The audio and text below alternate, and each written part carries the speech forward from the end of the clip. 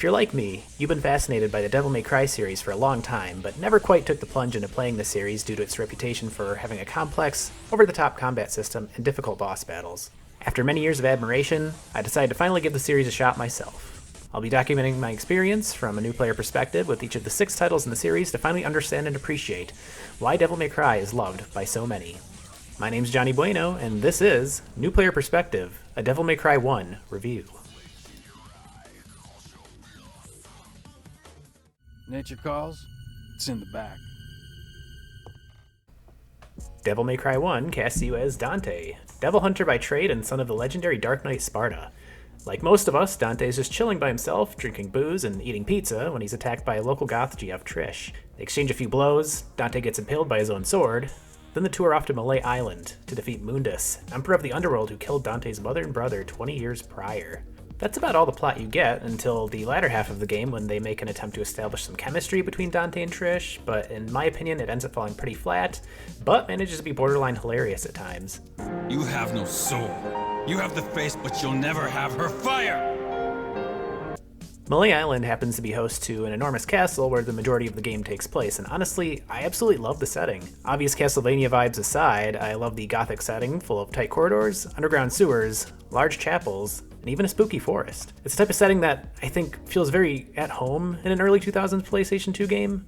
In retrospect, I think the lower poly count from this era of games just makes the overall experience feel creepier, and gives the game a bit of a classic survival horror feel. Of course, this feeling made a lot more sense after I did a little more research on the game and found out it was originally developed to be Resident Evil 4. Despite some of the more stellar castle sections of the game, there are some rather disappointing areas, namely some wonky platforming sections and an extremely questionable underwater area that for some reason you had to navigate in first person. But I felt that I didn't have to deal with those sections enough to the point where it ruined the rest of the game experience for me.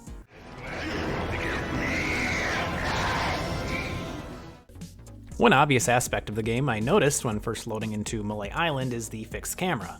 Now, if you grew up playing games during the PlayStation and early PlayStation 2 era, the fixed camera shouldn't be too much of a stranger to you. I myself am quite used to it as a longtime fan of the Final Fantasy series.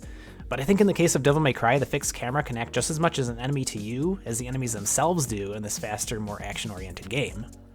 This becomes particularly prevalent during boss fights. There were some points of frustration where bosses would be firing projectiles at me from off-screen, and I was totally oblivious to when they were going to hit me unless I moved towards them, and when I did, I would get smacked by a melee strike that I literally could not see coming.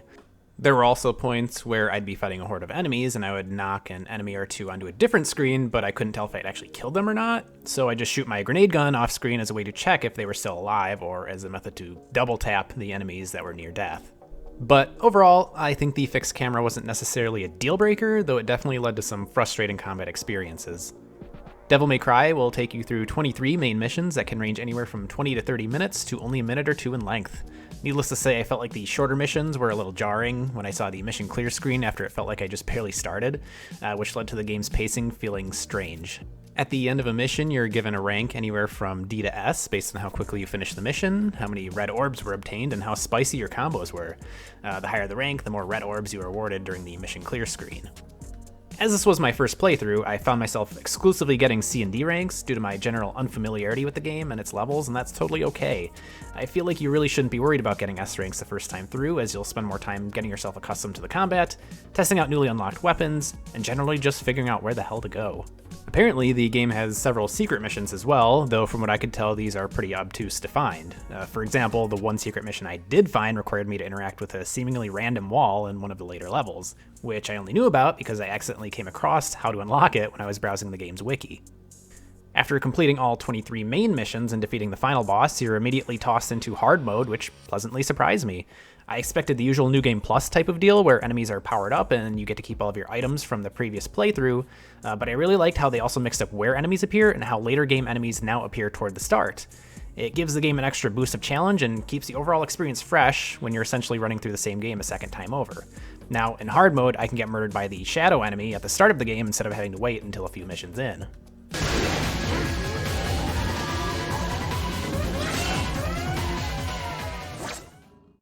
And if I kill each one that comes, eventually I should hit the jackpot sooner or later.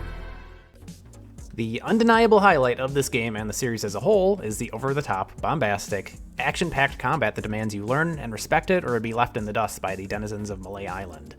You'll be given a selection of 3 melee weapons and 4, technically 5, ranged weapons, each with their own unique playstyle. Melee weapons like Alistair offer a lot more depth that allows you to quickly close the gap on enemies and dance around them with a double jump, while ranged weapons, while they lack depth, allow you to deal damage from a safe distance.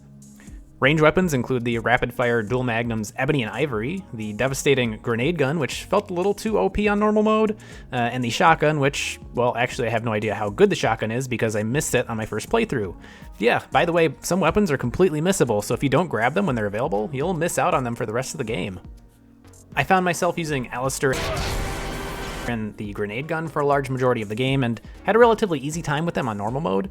I understand that these might be considered the easy mode weapons, but there's just something incredibly satisfying about running enemies down with Alistair's gap-closing stinger ability, and then blasting them in the face with a grenade launcher.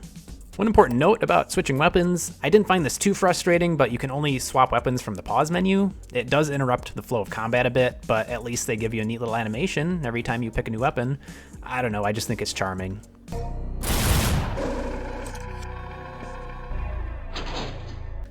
Dante will perform different attacks based on your directional input, as well as how you delay your strikes. For example, pressing the attack button and the opposite directional button in relation to the direction Dante is facing will make him launch enemies into the air. When attacking, Dante has a standard 3-hit combo, which will change depending on how you delay your strikes. For example, with Alistair, if you attack twice, wait, then attack a third time, the final strike of the combo will turn into a repeated thrust attack. Much like how you're graded for your performance at the end of a level, you're also graded for your performance with your combos, with the meter starting at dull, meaning you just started a combo or the combo is just flat out boring, and goes as high as stylish.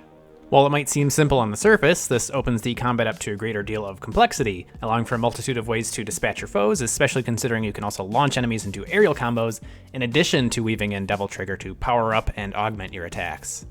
I know this is probably considered simple for things to come in the series, and it has its own set of problems, especially when you're trying to wrestle with the game's automatic lock-on system, but I did enjoy how fluid it felt at times, and some of the most enjoyable moments I had with the combat was while I was attempting to jump from enemy to enemy to keep my combo alive long enough to see the coveted stylish grade show up. One final key to Devil May Cry's combat that I touched on earlier is Devil Trigger, which is essentially a temporary super form that powers up both your melee and range attacks and grants Dante a few new abilities depending on what weapon he's using. I mentioned earlier that I primarily used Alistair throughout my time with the game, so I got well accustomed to hitting Devil Trigger and just flying around in the sky zapping enemies who were completely helpless to do anything. It did feel borderline overpowered at times, especially considering you can get your Devil Trigger form back with only a few shots from the grenade gun, but I found this method a little less effective on bosses. I hope for your sake you got something inside that big body of yours. I did enjoy how enemies are handled in Devil May Cry. Although they may lack in variety, a lot of the enemies force you to think about how you need to successfully defeat them. You can't just spam your melee attacks on every enemy in the game, you actually need to decipher their weakness and adjust your playstyle accordingly. A prime example of this is the game's very first boss, the giant spider Phantom. Up until the point where you face Phantom, you've only faced the game's most basic enemy, the Marionette, which requires little strategy to defeat. Phantom's body will block most of your attacks, and when you go for its most vulnerable spot, its head, it will immediately hit you with a counterattack. The game maybe not so subtly hints at the key to victory to this fight through Dante recently obtaining a Devil Trigger, which allows you to break the boss's guard and melt him like butter.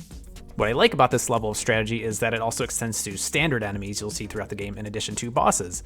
For example, the weird shadowy tiger enemy, who is aptly named Shadow, will immediately attempt to impale you every time you go near him, so it stands to reason that you should attack him at a range. But, in some encounters, not all ranged weapons are treated as equal. The Shadow is quick and will dodge most of your attacks with the slower firing grenade gun. This actually makes you think, so melee is out of the question, the grenade gun isn't working. I know, what about the dual handguns? They have a rapid-fire attack that can't be dodged, and that's where you have your solution. By firing Ebony and Ivory on the Shadow as it's darting around the room, you'll eventually force it to reveal its core, which you can then dive in and abuse with a melee weapon. Admittedly, there are several enemies that can just be spammed to death with the grenade gun, though from my experience this method really only works on normal difficulty. Once you move on to hard, making sure you have the right weapon for the job becomes much more essential. But, in my opinion, when it comes to enemy design in Devil May Cry, no encounter in the game quite encapsulates the series' future potential with boss battles like the game's second boss, Nello Angelo. This was exactly the type of boss battle I wanted when I first decided to jump into the Devil May Cry series. Guy with sword versus guy with sword. I'm not afraid to admit he put me in my place the first several times I faced him, but throughout my repeated encounters I began to see the brilliance of this fight and how you can be rewarded for your aggression and timing. Nello Angelo likes to block your melee strikes when you're in his face and counter with his own strikes soon after. This was a big pitfall for me at first, but after a while I found the boss does stagger for most of your attacks when timed right. You just need to find a window to hit him. That window just happens to be just as he's charging up his own attack. Hitting him during this window will stagger the boss and allow you to go for a follow-up combo. Over the course of my many battles with the boss, I became more and more accustomed of timing my strikes correctly and backing off when he's about to do an uncounterable attack. Now, this overall battle experience might seem simplistic compared to modern standards, but I still felt an immense feeling of satisfaction analyzing and overcoming this boss fight, and this was really the only boss that made me feel this way. There are 2 more encounters with Nello Angelo that are mostly the same, and I found myself feeling more and more confident against him to the point where I managed to beat his 3rd encounter on my first attempt. Speaking of, this does kind of point to another one of the negative points I experienced with this game, the repetitive boss battles. I let out a groan when I had to see both the Griffin and the Blob multiple times. The Blob in particular is an absolutely egregious encounter where you're fighting with the game's lock-on system to smack a symbol on the wall to make the boss vulnerable to your attacks. I hated doing this the first time, I was infuriated doing this the second time, and I was nearly brought to tears the 3rd time. Maybe I'd be a little more forgiving of the repetitive boss battles if there were enough differences between each subsequent encounter to make them feel unique, but overall it just felt like each boss was repeatedly copied and pasted. Nello Angelo gets a pass though, because in my opinion this was the only legitimately enjoyable boss fight in the game. So, to sum up my experience with the first Devil May Cry title, I think it would be best to take a look back at what the game did well and what aspects of the game weren't so great. For the positives, the combat was extremely fun with a high skill ceiling that made complex combos satisfying to pull off. The game even rewards you for this based on your score at the end of each mission. Enemies are uniquely designed in a way that forces you to learn and respect Devil May Cry's combat. You can't just shut your brain off and spam the same attack over and over again, unless you're using the grenade gun, of course. The setting on Malay Island offers some pretty cool gothic castle architecture, giving the game a slight survival horror vibe at times. Even if you're playing on normal mode, the game overall does offer a decent challenge. As this is the first title in the series, it does serve as a great foundation for what's to come. And of course, the soundtrack is incredible, in an early 2000s kind of way.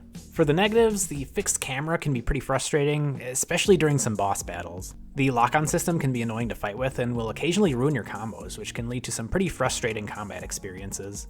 Bosses are repetitive, you'll be facing the same 3 bosses 3 separate times each, not including the final boss, which was disappointing in its own right. Platforming can be wonky, though fortunately the game does not contain an abundance of platforming sections. The story is basic, so if you're looking for a story-driven game, this probably isn't the one for you, but from what I understand, future titles flesh out the characters much more and have more of an in-depth story overall. Naturally, as the first title in the series, Devil May Cry 1 serves as a fantastic entry point and a great way to acclimate yourself to the series' combat before trying future titles that add more complexities to it. I managed to complete my very first playthrough in only 5 hours, so it's not too much of a time commitment if you're just looking to experience how this incredible series got its start. As for myself, I had a blast messing around with the game's combat system, and although I still have much to learn, I'm beyond excited to experience the next title in the series, Devil May Cry 2. After all, with the solid foundation that Devil May Cry 1 laid out, I believe there's absolutely no way they could mess up a sequel. If you enjoyed this video, give it a like, and please let me know what you think in the comments below. I plan on covering all 6 Devil May Cry games in the series, so subscribe if you want to see more, and thank you for watching.